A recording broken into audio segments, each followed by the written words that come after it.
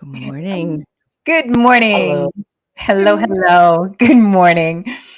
Well, if you are joining us just now, thank you for joining us. If you're here live, it's amazing. Thanks for joining us live. It is time for a thriving Thursday over here at Getting to Unstuck. Today, we're going to be talking with Sarah Riley, and we're going to be calling her Riley, just so you know.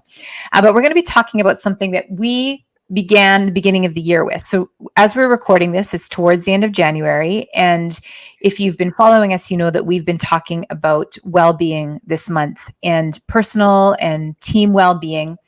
It's in relation to the wheel of life is how we've been looking at it. But we also brought up a word and a concept that we have been kind of weaving in through all of our conversations this month. And it's the concept and the idea of growth, degrowth, or true growth or holistic growth. So today we're going to be talking with Riley about, is it possible to think about growth in a way that is in line with a better world? Riley is the co-founder and the chief strategy officer at R&G Strategic. They are a women-founded and led agency that seamlessly blends a creative communications and their sustainability consultancy into one unique offering. So we're going to be exploring what it looks like for organizations and individuals to truly prosper in a way that isn't at the expense of our shared future. So Riley, we are so glad to have you today. Welcome to Getting to Unstuck. Thank you for inviting me. It's so great to see all of you. I'm really excited to talk about this. I'm really excited about this topic. Riley, as we were talking before we all got together on screen, one of the pieces that we're looking at is that tension that it does exist for us as individuals, because we have been taught over years and years that the success looks a certain way, that there's a flavor that is the wealth that we want and abundance that we're looking for, and also the tension that occurs naturally for us as we look out in the world and see we want to leave a world that is better than we began, that we want to live a life that is in alignment with those values. Yeah. So we're looking at this today, both from that organizational perspective, but also that tension that exists in us individually. Yeah, and I think you raise a really good point about the way that individuation in business has happened. It's really become an isolationary kind of focus where we're really talking about this cult of personality and these people who are really focused on singular achievement, right?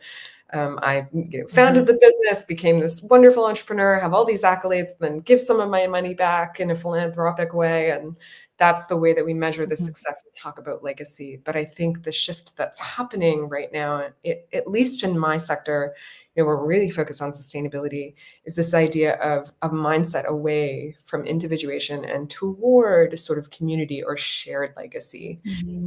And that means shared value. What is shared value, and how does shared value apply when you talk about things like social issues or environmental issues?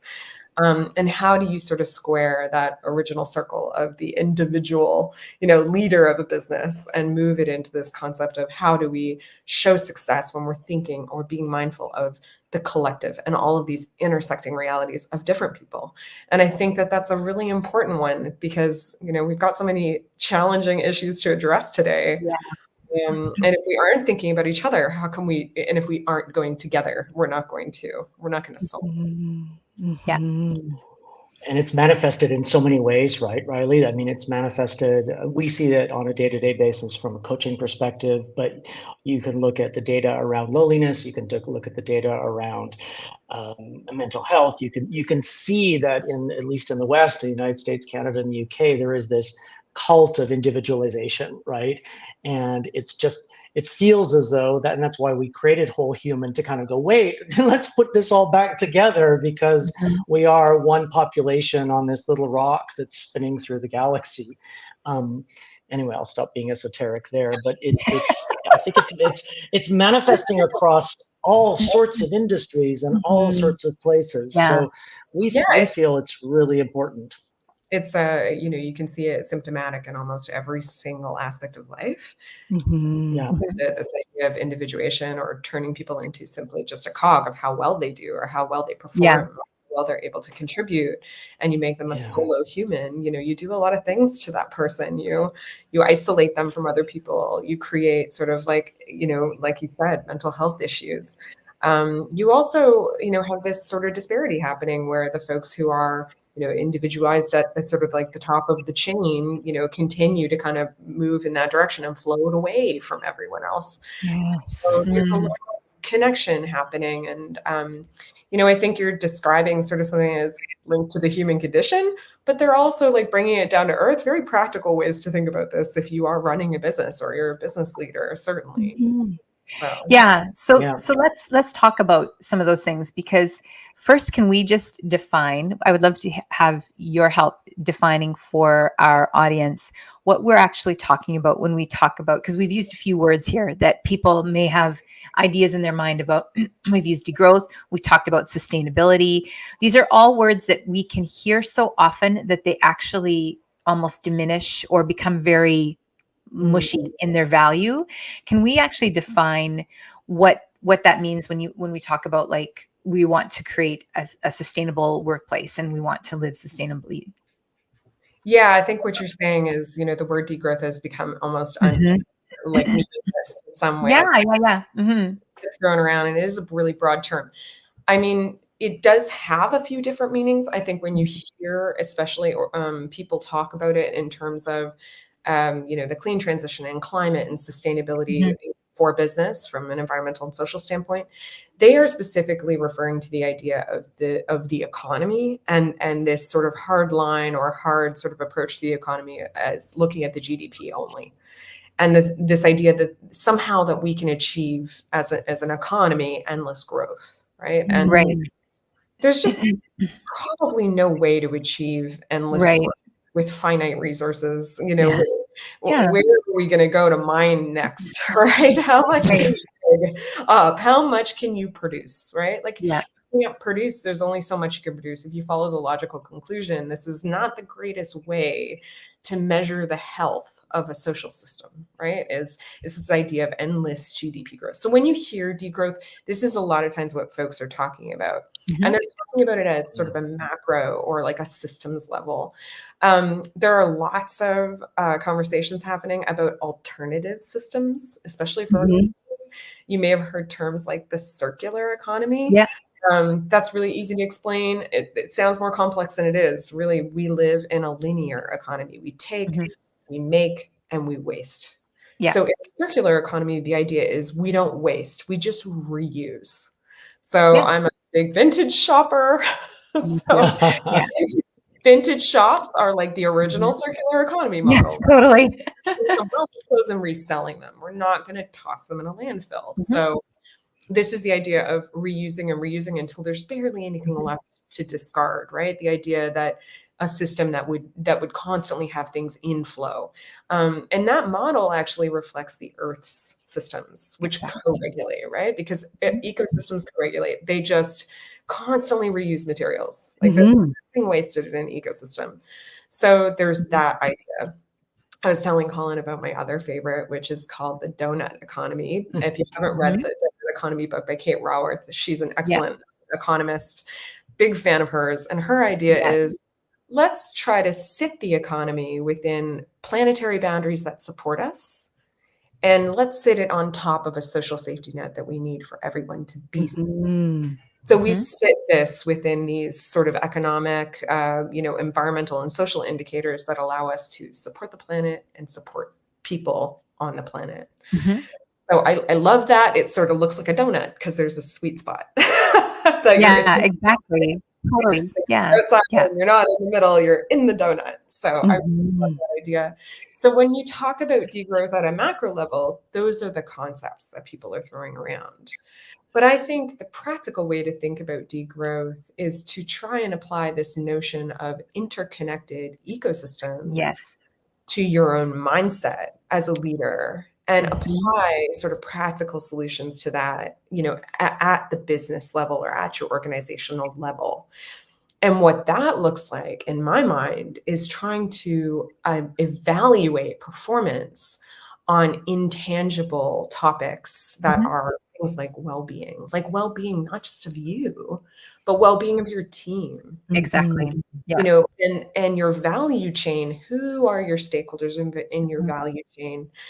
Who's supplying you with materials? Are you being responsible with who is bringing those materials into your organization, or who's being your supplier?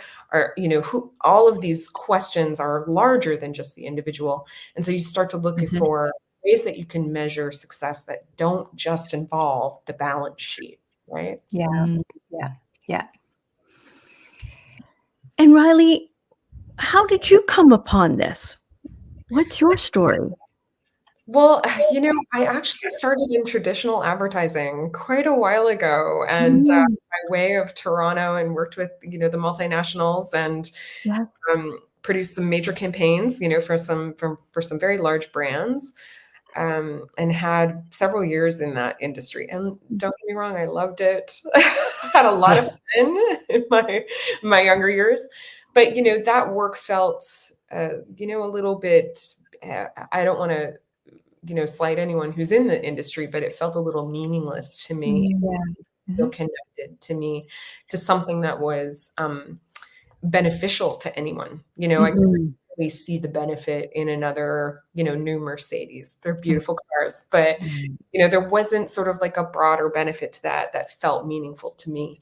And when I, you know, had a sick family member, I decided to move back out to the East Coast, which is a lot smaller in terms of the advertising ecosystem. And I took a role as the head strategist for an account that was focused on an environmental mandate. So Efficiency, a really wonderful lighthouse brand for integrating environmental programming into the energy sector. And I worked with them for 3 years. And then I met my co-founder, and we had said, hey, we're going to quit the service business. We're actually not going to do this anymore. But then we were like, what would keep us in the service business? This was back in 2016. And I looked at that, you know, work that I've been doing and said, this is the best work that I've done. It feels like I'm doing something meaningful. I'm making a difference somehow.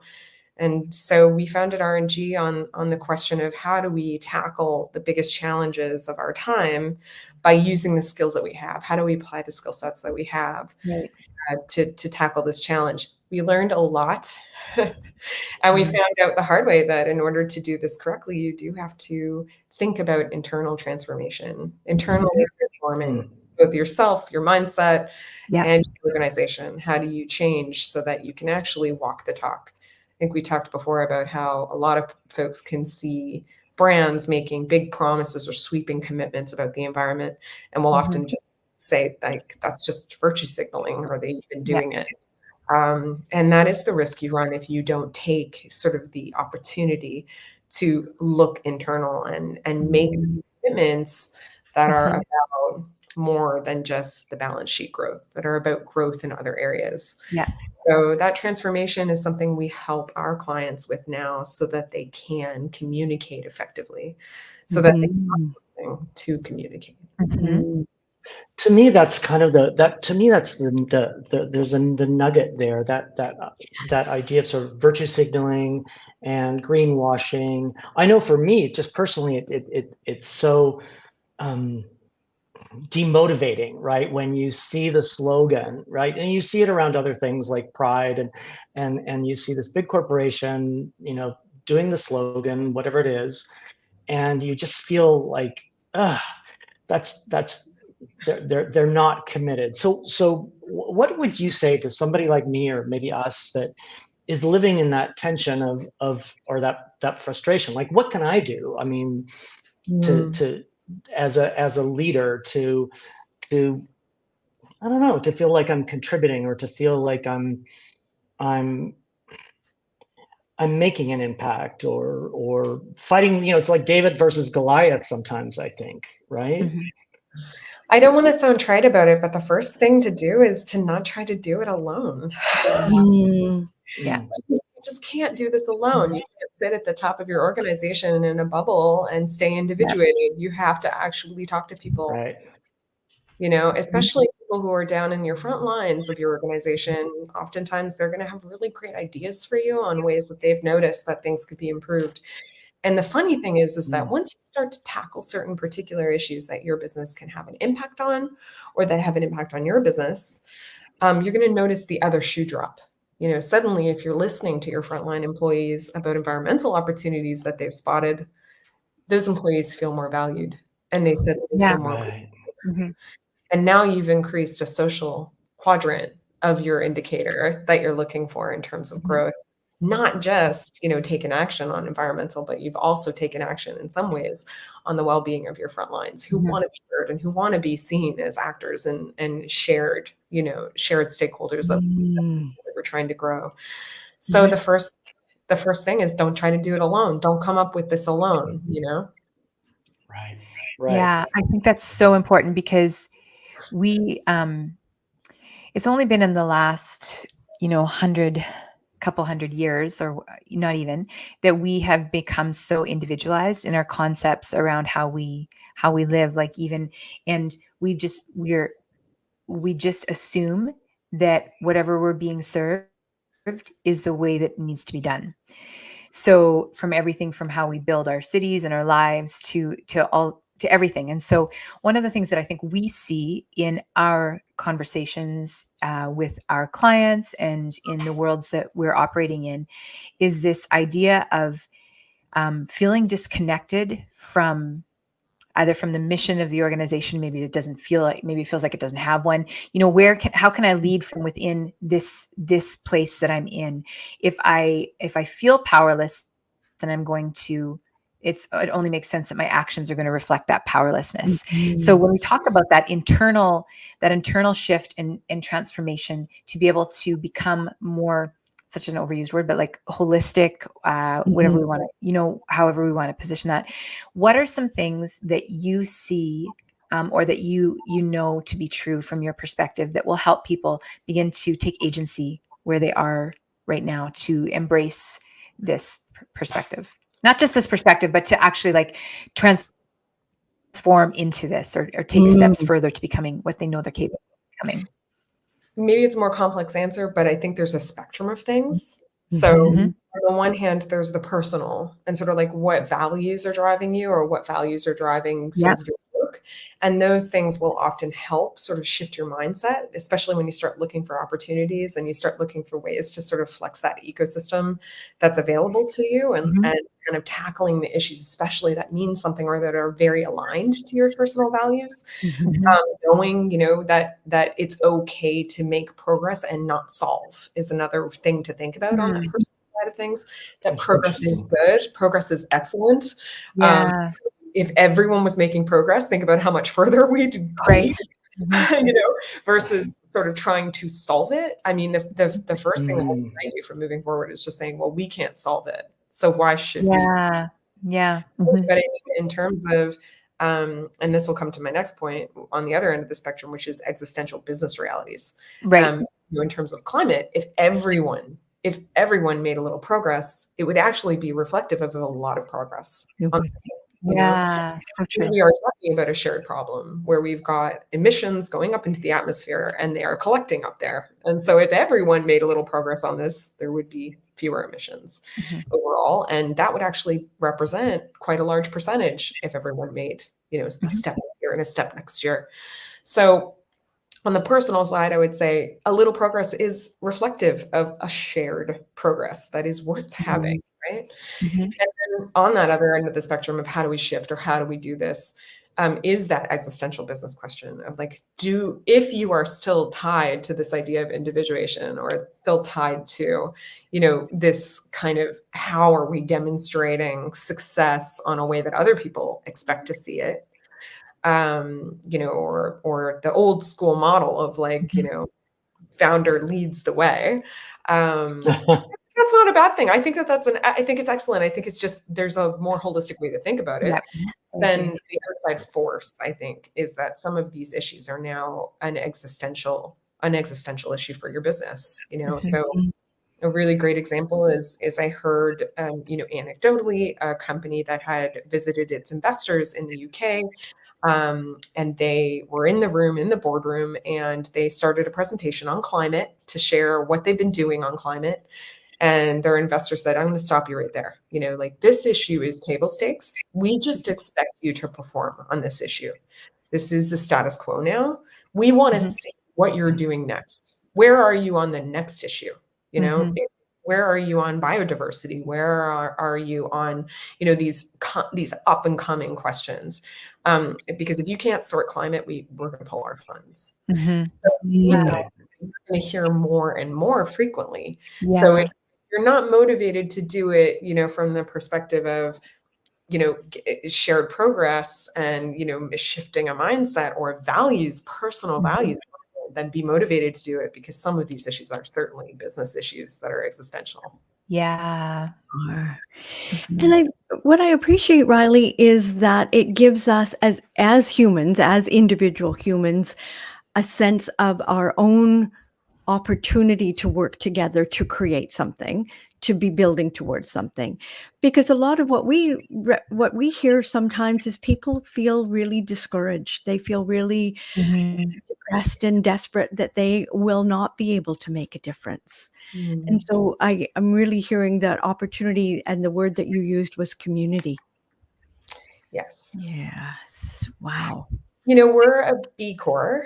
And one of the ways that I've replaced this sort of endless kind of, chasing of the balance sheet reflection of success is how well we do on our B Corp assessment, and how, invested we are in that process. And I have personally firsthand seen how, incredibly rewarding it is to have this high score in a certain area, but also see that reflected in the way that the team cohesion works, and how well our culture resonates with the team, and how people feel supported. And I actually find that to be incredibly rewarding as a leader, that people feel like they really want to work at our company is an incredibly rewarding feeling to me. And, whether we are only at 20% growth or we're at like 35% growth, it makes no difference to me, at the end of the day, because I actually have this other rewarding thing where I can look at this, B Corp and this B Corp active, action, and know that we're doing a great job there, and people feel good. So yeah, I guess, seeing value there. And I think that the secret is finding the issues that matter. For me, it's people. I want people that work with me and work for me to feel, supported and have well-being and have balance in their lives. For other people, it may be the environment, or it may be their community. It may be their literal, becoming more involved civically, or, more involved philanthropically. But you can measure all of these things in a way that is, more holistic and added to success, for sure.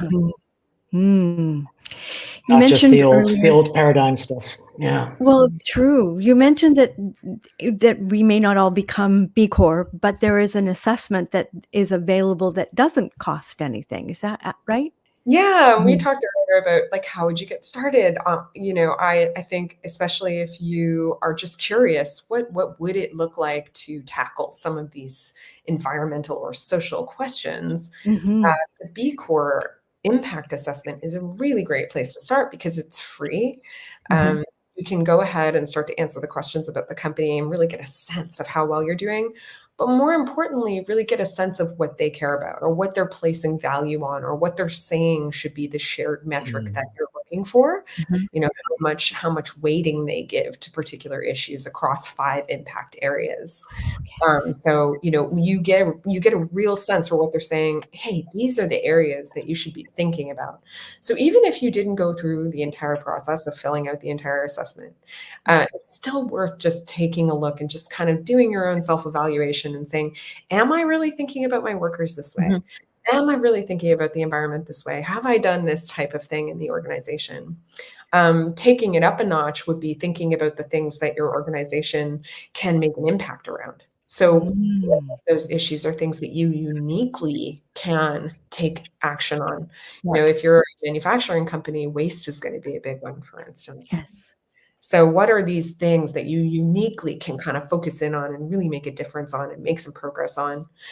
And then the next level up is what things have an impact on you, right? Mm-hmm. So what are you doing, not just because your business can do something, but because if you don't do something, your business might actually struggle in the future. How can you lead on these issues? Wonderful. Thank you. Yeah. Riley, this has been such a great conversation. I really appreciate how you were able to help us see the perspective of both the macro and the micro. So if you have, I would just like to ask you one last question as we're getting ready to sign off, looking at the time. If you had one thing that you would want to say, if you're sitting across the table from someone right now, you're in a coffee shop, and they said, they're like, what's one word of wisdom that you have for me for going forward from what we've talked about today, what would it be? I totally sprung this on you. I have to put it into one word. Can you say that again? What, do I have to reduce it? You said one word, and I'm like, oh, if I could only fit it into one word. Not one word, One but one thought. sentence. One thought, one sentence. I think that this can be daunting. I think that the idea of sustainability, the idea of climate, these are daunting issues because they're shared issues, because we all live under the same, sky. So we're all sharing the effects, and the outcomes of this. So these are, from a high level view, these can be really big issues. I feel like you cannot make a big enough contribution. Drop in the bucket and nothing that you can do, is really going to affect them. So I think my first piece of advice would be to say, make it personal, like make it as personal as you can, and make that focus on that issue as small as you need it to be in order to do something, right? That gives you that sense of, whether for me, like personal reward, or whether you see that other shoe drop and you get that impact on your balance because you did something. Make it as small as it needs to be. Make that action as small as it needs to be manageable, and make it personal. And then that way you're almost guaranteed, right, to go through with these things, or to bring these things into the heart of your personal journey and your business's operations, if you do that and really kind of take those bite-sized pieces. And that's really what I would say to someone, is just get started and do, even if it's this big, and just make it personal. It totally aligns with what we've been speaking about the last few weeks as well, because there's so much going on in the world that you can feel kind of helpless, right? Like not only around sustainability and climate and everything like that, but just around geopolitics even. And we've been saying and suggesting to people, just start right outside your front door or inside your door, just start really close to home, because that has an impact. And so I love how you've aligned with what we've been saying the last few weeks. That's awesome. Yeah. Thank you. Thank you. Thank you, Riley. And if you are still here and you're listening, thanks for sharing this space with us today. Thanks for your support. And if you have enjoyed this show or any of the other ones you've listened to, why not like and subscribe? And anywhere you see it, leave us a review. We also love comments and questions, because we take those and we integrate them into what we're talking about going forward. Again, Riley, thank you for joining us. It is a pleasure. And we just wish you all the best. And we are excited to see all the great things you're going to do in the days ahead. Thanks. Thank you for inviting me. I loved speaking to all of you. Thank you. All right. Thanks for joining. See you next week.